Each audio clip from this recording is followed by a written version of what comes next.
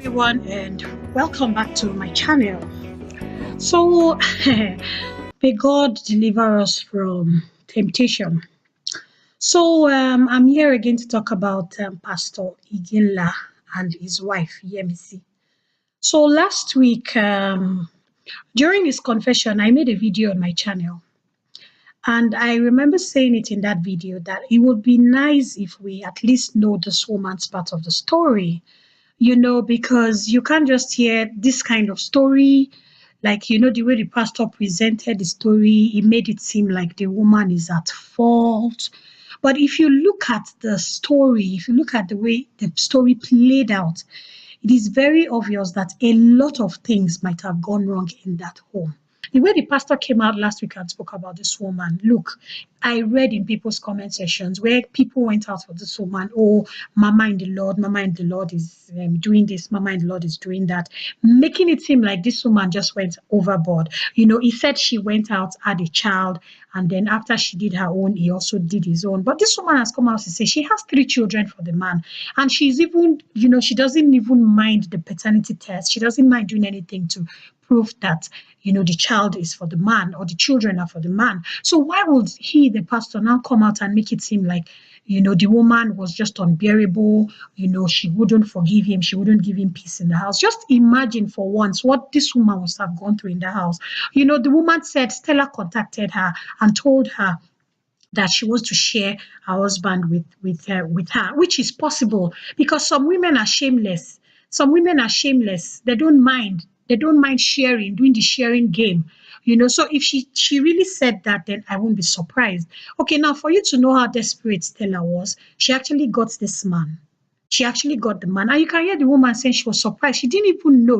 Pastor Yemisi didn't even know that they were actually married. She only found out about the marriage after this whole thing went viral. So listen to Pastor Yemisi's story. Then I'll be right back with my thoughts.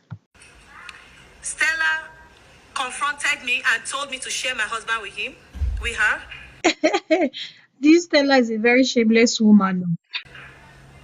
And I was like, do you know this is a man of God?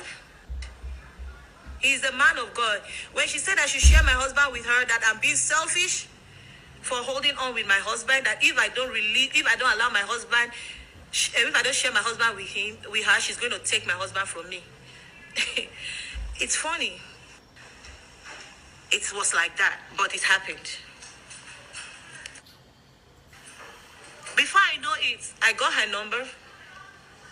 All she would do was to condemn me every bit, every day. Condemn me every day. Every day. I have some of the ones I screenshot that Stella would say to me. Stella would say many things, and I'm bringing it up so that you can see. One of these was that an AS and AS genotype can never be, thus a misplaced marriage. I don't know how I can show it. Okay. If you can see it, that's Stella.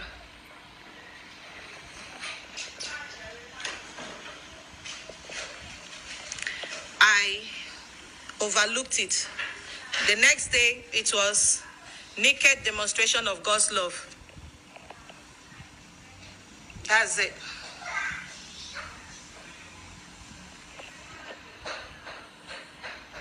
Then my husband never told me about his relationship with Stella. I got to know that he had a baby through her updates. And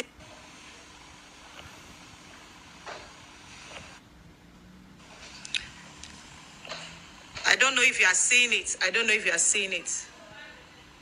This is it. I don't know if you are seeing it, if it is clear.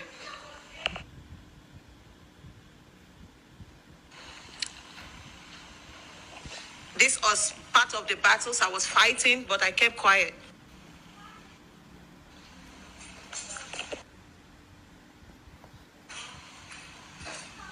A lot. When in my inquisitiveness, I got some of the pictures him and my husband, she and my husband were exchanging in their living room. This is Stella when she was pregnant. And the next is my husband. I kept it. I didn't say nothing. I did not say anything. I don't want to go much. If he says I'm lying, he should come up and do the genotype of my children. Come up and do the genotype of my children. The 3 children are his.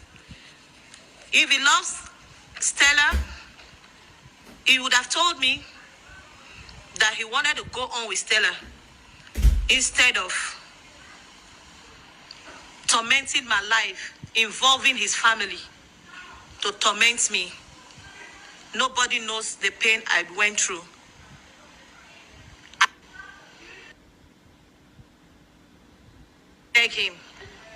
Even up till November, I had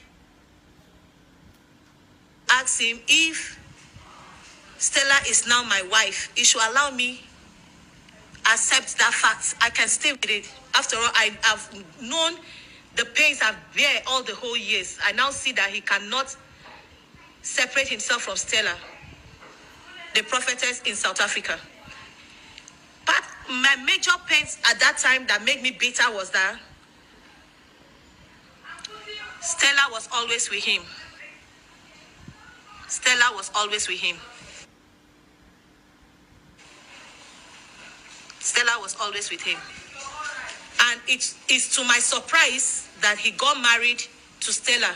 I'm just seeing that now with all this saga online. I'm shocked that he got married to Stella. I'm shocked. So I can't say anything more than my child's health status that he put out, so that tomorrow my child will not say, "Mommy, you didn't say anything." My 3 children are his. I've never, ever lived a promiscuous life, ever. I gave my life to Christ since I was 6 years old, and I've been in the faith. I'm sorry for those of you who said I wouldn't have said anything, but I'm sorry for my children's sake and their destiny. My husband is Brother Joshua IGINLA. If he says it's the end of it, it's not the end of life. God is with us all the time. God bless you all. Have a blessed day. Bye. So we have heard the whole story. Do we need to hear Stella's version of the story again? I don't think so. Anyways, the bottom line is that sometimes it's better to hear the other side of story, because when someone comes up and says a story and you just judge the other person based on the story the other person said, then sometimes it's not fair. When I put up this video, some people in the comment section were like, no, let sleeping dogs lie. This woman doesn't need to come and confess. The man has already said it all. We don't even have an idea what this woman might have been passing through in that home. Now, most times you want to say, oh, the man is giving you everything. You are comfortable in the house. Why are you complaining? You are a married woman. Someone's name is on your head. At least you are Mrs. Somebody.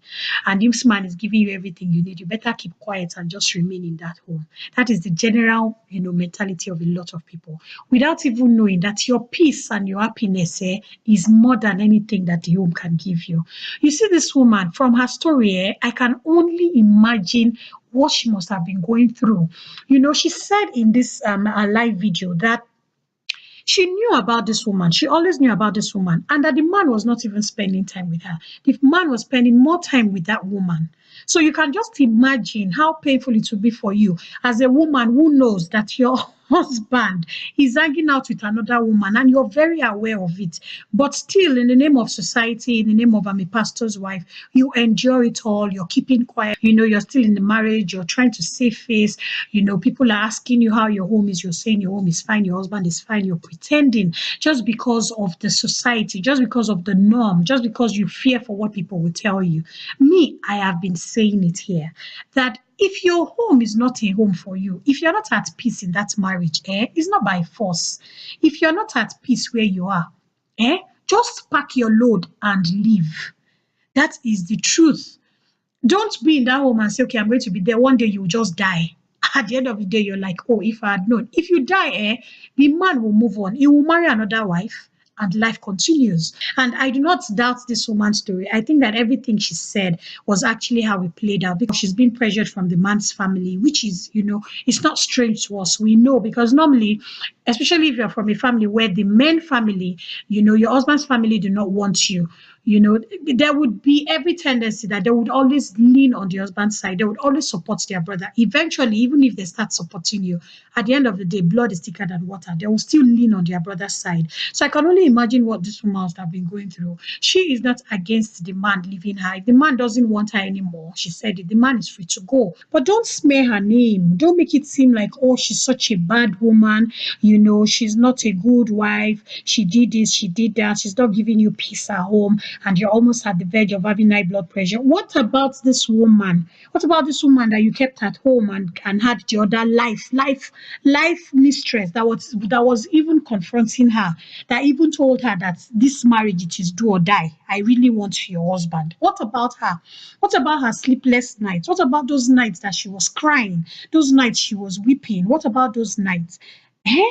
Why is it that in fact anyway, let's keep the conversation going in the comment section below. I'm glad that at least we have this other part of the story.